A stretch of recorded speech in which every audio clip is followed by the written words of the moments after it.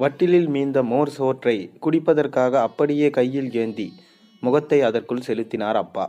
வட்டிலில் விளிம்பை கவ்விய உதடுகள் மோர் சோற்றின் உப்புக்கும் புளிப்புக்கும் அடிமையாகிவிட்டதைப் போல சப்பு கொட்டி கொண்டு உறிஞ்சியபடி இருந்தன. நான் பார்த்தேன். கண்ணருகே உற்று பார்த்தபடி ரசித்து ரசித்து அதை உறிஞ்சிய அப்பாவின் முகத்தை. அது எனக்கு எப்போதும் அருவருப்பான ஒரு தோற்றமாகவே தோன்றும். அந்த கண்களில் அப்போது முகுமுற்றாக வந்து விடுகின்ற யாரோ ஒருவரை போன்ற வேட்கையை நான் கூசினேன். பள்ளி முடித்து வீடு திரும்பும் மாலைகளில் சில நாட்கள் அம்மா குளித்திருப்பாள். அப்பா தனது முடி நிரம்பிய நெஞ்சு முழுக்க பவுடரை அப்பியபடி கையில் ஏதேனும் பழைய பேப்பரை வைத்து விசிறியபடி படுத்திருப்பார். தம்பிக்கு என அவர் விரும்பி வாங்கி வருகின்ற சந்திரகலா மூலையில் சிறிய கிண்ணியில் வைக்கப்பட்டிருக்கும். தம்பி ஓடுவான். நான் மெல்ல சுவரொட்டி நடந்தபடி அவரை தம்பியோடு குரல் அதிர சிரித்து பேசி வந்த முகத்தை இழுந்தவனாக பைக்கட்டை வைப்பதற்காக செல்வேன். தாறுமாறாய் கிடக்கும் போர்வையை காலால் சுருட்டி எடுத்து பாதத்திற்கு தலைகாணியைப் போல வைத்துவிட்டு மிதிச்சு விடுறா என்பார். அம்மா வெளியே துணிகளை அலசியபடி செய் கண்ணு என்பாள். சந்திரகலாவை மேலும் மேலும் சிறிய துண்டுகளாக உடைத்தபடி தம்பி அவள் முன் அமர்ந்திருப்பான். சிறிய வேண்டா வெறுப்போடு அப்பாவின் பாதங்களை நான் மிதித்து விடுவேன். அப்பாவின் கை இன்னும் தனக்குத்தானே விசிறி கொண்டிருக்க மெல்ல கண்கள் சொருக ஞாபகத்தில் எதையோ அசை போட்டதன் எச்சில் அசிங்கமாக சிறப்பாக கடைவாயினோரம் வகிந்து கொண்டிருக்கும். தட்டை தூக்கி முகத்தை மறைத்தவாறு கண்கள் மட்டும் தெரிய மோர் சோற்றை உறிஞ்சுகிற இதே யாரோ ஒருவனைப் போல அப்போது அப்பா இருப்பார். பித்த வெடிப்பும் முரட்டுத்தனமும் பாய்ந்த அவரது பாதங்களில் மீது நான் மிதித்து கொண்டிருப்பேன். இன்னும் கொஞ்சம் சாதம் எடுக்கட்டுமா என்றார் அந்த பெண். ஊரில் கொடைக்கு காரில் வந்திருக்கின்ற டாக்டர் அம்மாவின் குடும்ப உறுப்பினர்கள் அணிந்திருப்பதை போன்ற நகைகளையும் சேலையையும் அவர் இயல்பாக சாதாரணமாகவே போட்டிருந்தார். அப்பா ஸ்டூலில் உட்கார்ந்து சாப்பிடுவதை இப்போதுதான் பார்க்கிறேன். அவர் இன்னமும் தட்டில் இருந்து வாயை எடுக்கவில்லை. போதும் என்னும் விதமாக இடது கையை உயர்த்தினார். அப்பாவிற்கு உடல் முழுக்க முடிகள் அதிகம். ஒரு பொட்டு சோப்பை வைத்து உடல் முழுக்க அவர் தேய்க்கும் போது அந்த முடிக்கற்றைகளின் மேலே நுரைப்பூவாக பூச்சி சிதறும். பெரும்பாலும் வீட்டு வாசலிலேயே அவர் குளிப்பார். வெள்ளை கரடி போல குதூகல சிரிப்போடு அவர் குளித்து கொண்டிருப்பதை பார்த்து அம்மா சமயங்களில் திட்டுவாள். நானும் தம்பியும் நுரை முகமூடிக்குள் இருந்து கண்களை விழித்தபடி சட்டென திறந்து கண் சிமிட்டி காட்டும் அப்பாவின் விளையாட்டை சிரித்தபடி பார்ப்பவர்களாக சுவரோரம் உட்கார்ந்திருப்போம். சோறு போதும் என தடுத்த அப்பாவின் இடது கையின் முடிகளுக்குள் நிறம் கிழந்த செயின் வாட்ச் தடுக்கி தொங்கியது. கரண்டியை பானைக்குள் போட்டுவிட்டு முடிப்பிசிறில் தொங்கிய வாட்சை மெதுவாக நீவி வெளியே எடுத்து விட்டார் அந்த பெண். மீசை மயிர் நுனிகளில் மோர் அப்பியிருக்க அப்பா என்னை பார்த்து சிரித்தார். அந்த கண்களில் அப்போது குன்றிய மனிதனின் சாயல் லேசாக வந்து போனது. எனக்கு நீண்ட நேரமாகவே சிறுநீர் நெருங்கி கொண்டிருக்கிறது. இப்போது நான் படுக்கையில் மூத்திரம் போவதை அடக்க பழகியிருந்தேன். அதுபோலவே தெரியாத இடத்தில் ஒன்றுக்கு போவதும் வெட்கமான விஷயமாக இருந்தது. அப்பா சாப்பிட்டு கை கழுவிக்கொண்டே என்னை பார்த்து நீயும் சாப்பிட்றியா என்றார். நான் அவதியாய் தலையசைத்து மறுத்தேன். அந்த பெண் அறைக்குள் சென்று திரும்பி வந்தார். ஒரு கட்டை பையில் அழகாக மடித்து வைக்கப்பட்ட புடவைகள் இருந்தன. இன்னொரு கையில் பிடித்திருந்த பிஸ்கட் பாக்கெட்டை என்னிடம் நீட்டினார். நான் வாங்கி கொண்டேன். அப்பாவின் அருகே அந்த கட்டை பையை வைத்தார். 1-2 வாட்டி உடுத்தினது தான், வீட்டில் கொடுங்க என்றார். அப்பா கையை வேட்டியில் துடைத்தபடி அந்த பையை பார்த்து தலையாட்டினார். வாசலில் கார் வந்து நிற்கும் ஓசை கேட்டது.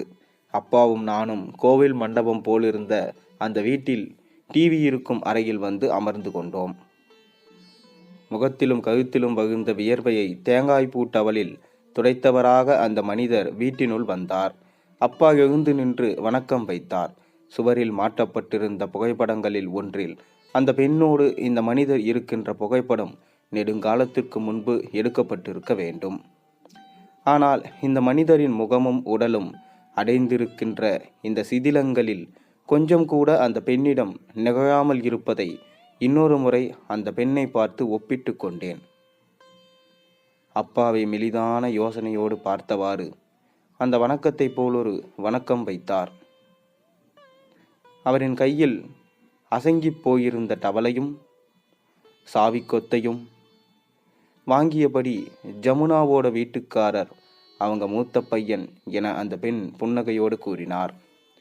அவருக்கு இன்னமும் பிடி கிடைக்கவில்லை. அப்படியா எனும் விதம் தலையசித்தபடி, எப்போ வந்தீங்க, சாப்பிட்டீங்க தானா, கலா, இன்சுலின் எடுத்துட்டு வா, உட்காருங்க, இதோ வந்துடுறேன் என்றபடி அறையின கதவை திறந்து உள்ளே சென்று சாத்தி கொண்டார். நாளாச்சுல, அதான் மறந்திருப்பார். இருங்க. அவரது கை எங்களிடம் பேசினபடி சுவரோரம் இருந்த மரமேஜையை திறந்து சிறிய மருந்து புட்டியை துயாவி எடுத்து கொண்டது. பிறகு அவரும் அந்த அறையினுள் நுழைந்து கொண்டார். நானும் அப்பாவும் மட்டும் இன்னமும் அங்கே நின்று கொண்டிருந்தோம்.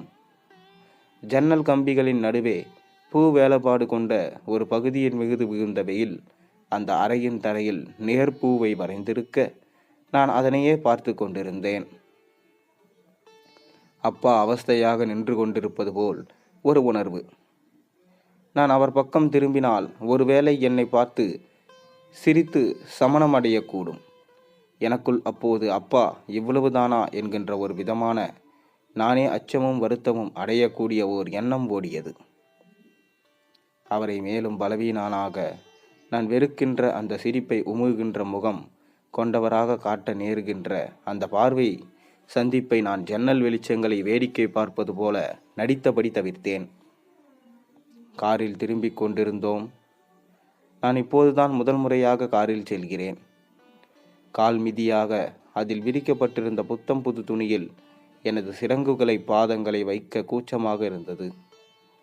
வெளியே கடைவீதிகள் முகப்புகளின் தீப்பெட்டி படங்களைப் போல சட் சட்டென தெரிந்த மறைந்து கொண்டிருந்தன. இப்போ எப்படி போய்கிட்டு இருக்கு வியாபாரமெல்லாம்? முன் இருக்கையில் அமர்ந்தவராக சாலையை பார்த்து கொண்டே அந்த மனிதர் கேட்டார்.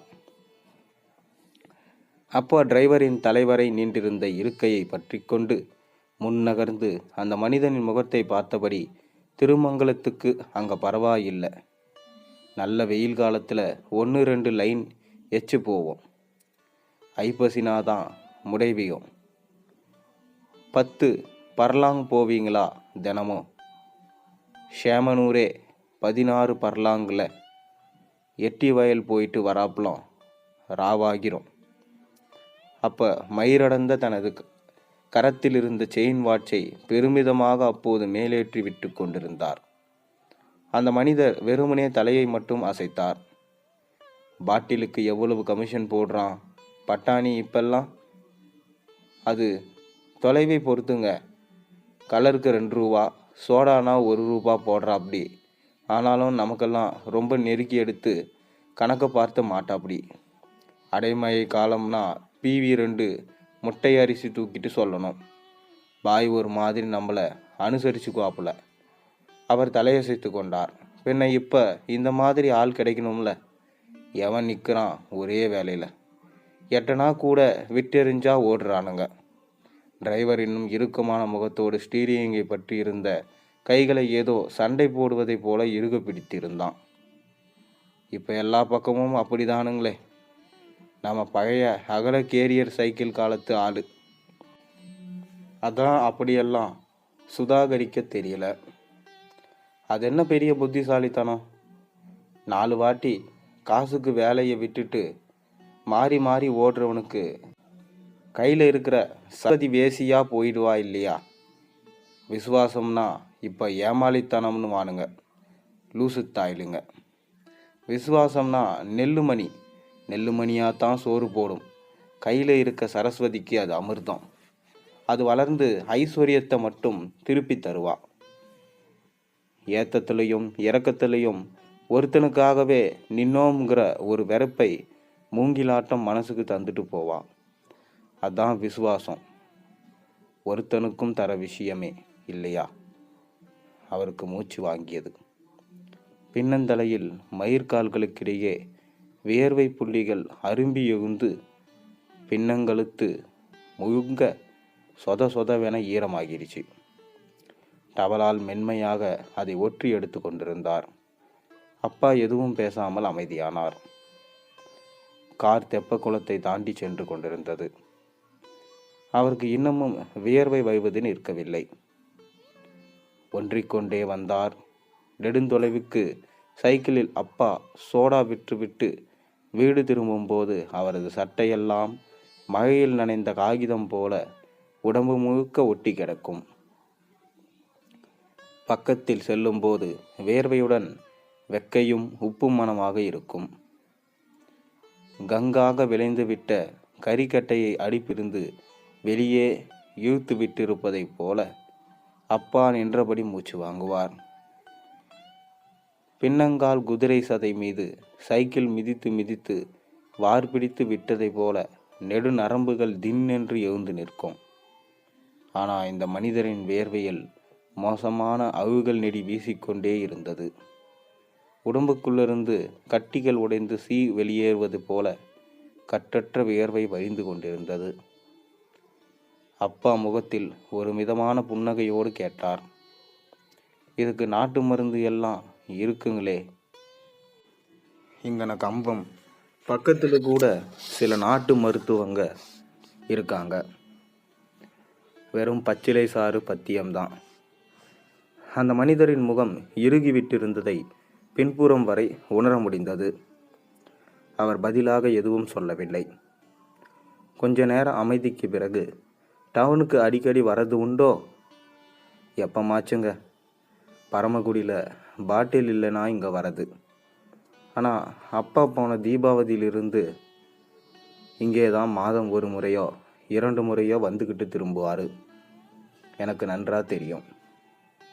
மிச்ச சில்லறைய காசுகளோடு பஸ் டிக்கெட்டும் வீட்டு டப்பாவில் கிடக்கும். கலாவோட அப்பாவுக்கு உங்கள் அம்மா கூட பிறந்தவங்க இல்லை? ஆமாம்மா, மாமா பொண்ணு. அப்போவே நல்லா படிக்கும். கலெக்டர் கையில் எல்லாம் அவார்டு வாங்கியிருக்கு. எப்பயாச்சும் நல்லது கெட்டதுக்கு மட்டும்தான் வரும். படிக்கிறதுக்காகவே மாமா ஹாஸ்டலில் போட்டிருந்தார். எங்களை தெப்ப குளத்தருகே இறகிவிட்டு கார் போய்விட்டது. அப்பா சிறிது நேரம் யோசனைக்கு புகைக்கு நடுவே மறைகின்ற அதன் முதுகு பரப்பை பார்த்து கொண்டிருந்தார். உதட்டில் ஒரு மாதிரி கடுகடுப்பான சிரிப்பு சிறிது நேரம் தங்கி மறைந்தது. 2 கையிலும் அந்த பெண் கொடுத்த துணிகள் அடங்கிய பையை தூக்கி கொண்டு நடக்க ஆரம்பித்தார். மதிய நேர தெப்ப குளத்து நீரின் மீது ஏறுவானம் கவிழ்ந்திருக்க அப்பாவும் நானும் எதற்கென்றே தெரியாமல் அந்த மதிய வேளையில் தனியாக நின்று கொண்டிருந்தோம். அப்பா எதையோ எதிர்நோக்கி நிற்பவராக தான் இருந்தார். சிறிது நேரம் சென்றபின் ஒவ்வொரு ரிக்ஷாவாக வர ஆரம்பித்தன.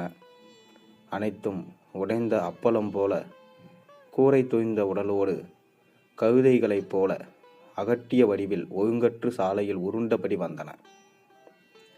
அனைத்தின் கிழிந்த முதுகு பகுதியிலும் தவறாது ஒரு எம்ஜிஆர் படம், சிவாஜி படம், ஒன்றில் ஜெய்சங்கர் படம் கூட இருந்தது. அப்பா உற்சாகமாகி கொண்டிருந்தார். ரிக்ஷாக்காரர்களில் ஒருவனை நோக்கி கையசைத்தார். ஸ்டீபா, இன்னைக்கு வண்டி இருக்கா? அந்த ரிக்ஷாக்கார மனிதனுக்கு சட்டென அடையாளம் பிடிபடவில்லை. அப்பாவின் உற்சாகமான கையசைப்பிற்கு பதில் சிரிப்பு கூட எழுப்பாமல் அருகே வந்தார். கண்களை சுருக்கியபடி கிட்டே வந்தவர், எல காசி, கரெக்டாக நூல் பிடிச்சி வந்திருக்கியே, பரவாயில்லை, இன்னைக்கு வண்டி இருக்கும்னு ஏட்டு சொன்னாப்புல. யாரு இது, மைனர் மகனா? ஸ்டீஃபனின் வாய் விளிம்புகளில் வெளுத்த புண்கள் இருந்தன. அப்பா சிரித்தபடி தலையாட்டி கொண்டிருந்தார். நடநாயகி கோவில் முற்றத்தில் இருந்த பெரிய வேப்பமர நிழலில் அந்த ரிக்ஷாக்காரர்களோடு நாங்களும் அமர்ந்திருந்தோம். ஓலை தொப்பி போட்ட வெள்ளைக்காரர்கள் எங்களை கடக்கும்போது தவறாமல் புகைப்படம் எடுத்துச் சென்றனர். நிறைந்த தெப்ப குளத்து நீரின் மீது மேகங்கள் உடைந்தபடி இருக்கின்ற சித்திரத்தை நான் பார்த்தவாறு இருந்தேன். அங்கே குழுமிய பல ரிக்ஷாக்காரர்களுக்கும் அப்பாவை நன்கு தெரிந்திருந்தது. தன்னிச்சையாக அவர்கள் நீட்டிய பீடியை மறுதளித்தவாறு அவர்களோடு பேசி கொண்டிருந்தார். வந்திருந்த ரிக்ஷாக்காரர்களில் ஒருவர் பாதி தின்ற பண்ணை எங்களிடம் நீட்டினார். நான் அப்பாவை பார்த்தேன். அவர் பேச்சு சுவாரஸ்யத்தில் இருந்தார். எடுத்துக்கோ என்றார் அந்த ரிக்ஷாக்காரர். நான் வெறுமனே கையில் வாங்கி வைத்து கொண்டு அப்பா பேசுவதையே பார்த்து கொண்டிருந்தேன். அந்த வயதான போலீஸ்காரர் டிவிஎஸ்ஸில் வந்து இறங்கும்போது கூட்டமே பரபரப்பாகிவிட்டது. அவர் வண்டியை பூட்டியபடி திரும்பிய பக்கத்திலிருந்து யோந்த முகங்கள் எல்லாம் அவருக்கு வணக்கம் வைத்தன. வண்டிக்குள் வைத்திருந்த காகித கற்றைகளை கையில் எடுத்தவாறு கூட்டத்தை நோட்டம் விட்டார். எனக்கு பன் தந்த ரிக்ஷாக்காரன் கையில் ஒரு பழைய துணியோடு அவரது டிவிஎஸ்ஸின் முன்னால் அமர்ந்து அதன் உடலை துடைக்க ஆரம்பித்தான். போலீஸ்காரர் தலையாட்டியபடி அங்கிருந்து தெப்பக்குளத்து சுவரில் அமர்ந்து கொண்டு, மொத்தமே 8 கேஸ் தாண்டா இன்னைக்கு, ஊரே வந்திருக்காங்க என சலித்து கொண்டார். அப்பாவுடன் பேசி கொண்டிருந்த ஸ்டீஃபன் பீடி முனையை தரையில் நசுக்கிவிட்டு உதட்டை தாய்த்து புகையை வெளியேற்றியவாறு போலீஸ்காரர் அருகில் சென்றார். ஐயா, இன்னைக்கு என் கோட்டாவை காசிக்கு கொடுத்துருவோங்க, மவனோடு வந்து நிற்கிறான். அந்த போலீஸ்காரர் கேட்டதாகவே தெரியவில்லை. குனிந்தவாறு காகித கட்டுகளை சீராக அடுக்கியபடி, பெரிய சர்க்கார் உத்தியோகம், இவர் கோட்டாவை இவருக்கு பட்டா எழுதி தராரு, உட்கார்றா லூசு. ஸ்டீஃபன் அங்கிருந்து திரும்பி பார்த்து எங்களை நோக்கி சிரித்து கொண்டார். அப்பாவின் முகத்தில் சிரிப்பும் இல்லாத கோபமும் இல்லாம ஏதோ ஒரு திரையாடியது. என்னை பார்க்காமலேயே பைக்கட்டோட சுவரோரம் போய் உட்காருடா, அப்பா வரேன் என்றார். சுவருக்கு அருகே தரையில் வரிசையாக வெண்மணல்களை குவியல் குவியலாக வெளியே தள்ளியபடி சித்தெரும்புகளும் சாரையாக சென்று கொண்டிருந்தன. நான் கொஞ்சம் தள்ளி மரத்தின் முட்டில் அமர்ந்து கொண்டேன். சிறிது நேரம் கழித்து மிகவும் பழுதாகி போன, பார்ப்பதற்கு பழைய இரும்பு குவியலைப் போலிருந்த வேன் வந்து நின்றது. அதன் நெற்றியில் நடமாடும் நீதிமன்றம் என்னும் எழுத்துக்கள் தேர்ந்திருந்தன. அப்பாவோடு மற்ற ரிக்ஷாக்காரர்களின் கும்பல் அந்த வேனின் பின்புறம் கதவருகே போய் முண்டி நின்றனர். கூட்டத்தில் இருந்த சிலரை போலீஸ்காரர்கள் தனியே அழைத்து ஏதோ விவரங்களை கமுக்கமாக முக பாவனைகளோடு கூறிக்கொண்டிருந்தனர். அப்பாவும் அந்த கூட்டத்தில் நின்றார். நான் வசதியாக பார்ப்பதற்கு விரும்பி சற்று தள்ளி கால் விரல்களை சொரிந்தபடி சென்று அமர்ந்தேன். வேனின் பின்கதவு திறக்கப்பட்டது. உள்ளே பள்ளிக்கூடத்துக்கு தலைமை ஆசிரியர் அறையில் இருப்பதைப் போல மேசைகளும் நாற்காலிகளும் போடப்பட்டு சிலர் பா வடிவத்தில் அமர்ந்திருந்தனர். வேனின் கூரையிலிருந்து கவிந்த வெக்கை அவர்களை நோயாளிகளைப் போல சோர்வுற செய்திருந்தது. இந்த கதையுடைய மீதம் இருக்கும் பகுதிகளை நாளைக்கு பார்ப்போம். அப்போ தான் உங்களுக்கு முழுசாக புரியும். மறக்காமல் இந்த கதை பிடிச்சிருந்தா மறக்காமல் சேனலுக்கு சப்ஸ்கிரைப் பண்ணி லைக் பண்ணுங்கள், பெல் ஐக்கனை ப்ரெஸ் பண்ணுங்கள். அப்போ தான் போகிற வீடியோஸ் எல்லாம் நோட்டிஃபிகேஷனாக வரும். நாளை ஒரு நல்ல அருமையான கதையோடு உங்களை சந்திக்கின்றேன். நன்றி, வணக்கம்.